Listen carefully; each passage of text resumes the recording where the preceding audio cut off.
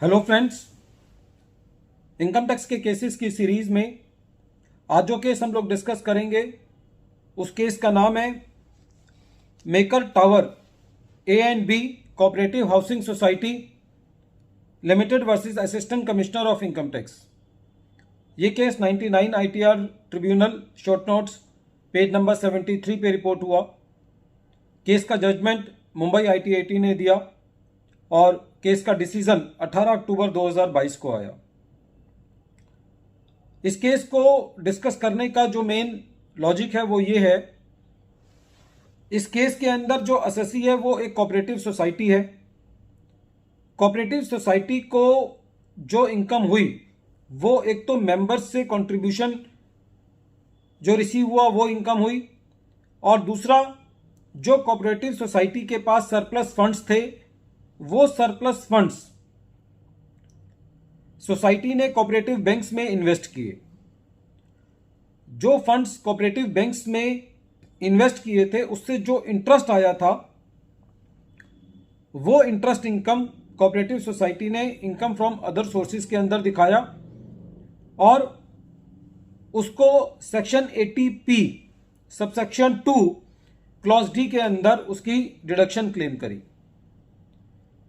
Assessing officer साहब ने जब असेसमेंट की तो उनका कहना था कि जिन कोऑपरेटिव बैंक्स के अंदर इन्वेस्टमेंट की गई है वो बैंक्स कोऑपरेटिव सोसाइटीज के तहत रजिस्टर्ड नहीं है, इसीलिए section 80P subsection 2 clause D की डिडक्शन जो है वो असेसी को नहीं दी जा सकती। सेक्शन 2 सबसेक्शन 19 के अंदर कोऑपरेटिव सोसाइटीज की डेफिनेशन दी गई है। Section 80P subsection 2 clause D को यदि देखें तो उसके अंदर डिडक्शन को क्लेम करने के लिए दो प्राइमरी कंडीशंस हैं। पहली कंडीशन ये है कि यदि कोऑपरेटिव सोसाइटी को इंटरेस्ट या डिविडेंड आता है इन्वेस्टमेंट से, और यदि ये इन्वेस्टमेंट जो है वो कोऑपरेटिव सोसाइटीज के अंदर की जाती है तो उस इन्वेस्टमेंट से जो रिटर्न आती है उसको section 80P subsection 2 clause D के तहत उसकी डिडक्शन क्लेम की जा सकती है। असेसी सीआईटी अपील के पास गया। लर्नेड सीआईटी अपील साहब का कहना यह था कि असेसी ना तो असेसिंग ऑफिसर के सामने यह बता पाया ना हमारे सामने यह बता पाया कि जो कोऑपरेटिव बैंक्स हैं वो कोऑपरेटिव सोसाइटी के बतौर रजिस्टर्ड हैं, इसलिए असेसी की अपील जो है वो खारिज की जाती है। जब असेसी आईटीएटी में गया तो आईटीएटी का कहना यह था कि असेसी ने जिन कोऑपरेटिव बैंक्स के अंदर इन्वेस्टमेंट की है वो कोऑपरेटिव बैंक्स उन बैंक्स की लिस्ट में आते हैं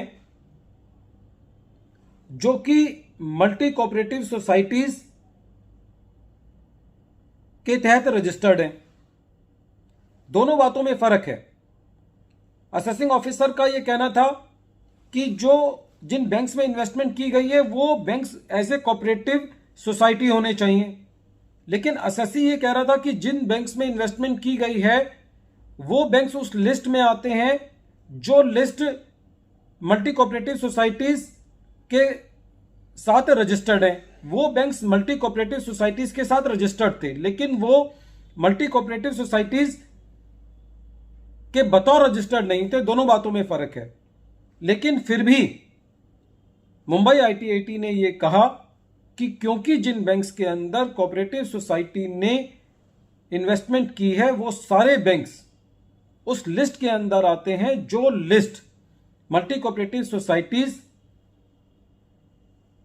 के तहत वो सारे बैंक्स वहां रजिस्टर्ड हैं। तो इस बात पे भी मुंबई आईटीएटी ने असेसी को उस इन्वेस्टमेंट पे जो इंटरेस्ट आया था उसके लिए सेक्शन 80P सबसेक्शन 2 की इन्वेस्टमेंट्स अलाउ की। फ्रेंड्स, ये केस बहुत इंपॉर्टेंट है क्योंकि आजकल काफ़ी केसेस देखे जाते हैं जहां पे कोऑपरेटिव सोसाइटीज़ के पास से सरप्लस फंड्स होता है और वो सरप्लस फंड्स आगे अपना इन्वेस्ट करते हैं। तो यदि ऐसे केसेस के अंदर उन्होंने ऐसे बैंक्स में इन्वेस्ट किया है, कोऑपरेटिव बैंक्स में, जो कि मल्टी कोऑपरेटिव सोसाइटीज़ जो हैं वो बैंक्स उनके साथ रजिस्टर्ड है, उनकी लिस्ट में आते हैं, तब भी उनको ये एग्जम्पशन मिल जाएगी।